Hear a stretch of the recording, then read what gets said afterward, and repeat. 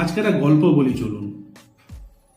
আমি আমার 3জন mail friends, মানে পুরুষ বন্ধু, মোট 4জন আমরা এক জায়গায় ঘুরতে গেছি পিকনিকের জন্য। সেখানে গিয়ে দেখি আমার কলিগ, আমার বস বা আশেপাশে যারা অন্যান্যরাও পিকনিক করতে এসছে, সবাই যে যার জীবনসঙ্গীর হাত ধরে এদিক ওদিক ঘুরে বেড়াচ্ছে। আমরা 4জন আনম্যারিড এবং সকলেই পুরুষ, একে অপরের হাত ধরে আর ঘুরতে পারিনি। কিন্তু এই দৃশ্যটা ডাইরেক্ট এখানে লেগেছিল। একে অপরের হাত ধরে ঘোরাটা যেতই, কিন্তু ভাবলাম লোকে কি ভাববে, আমরা ওই রকম নই তো।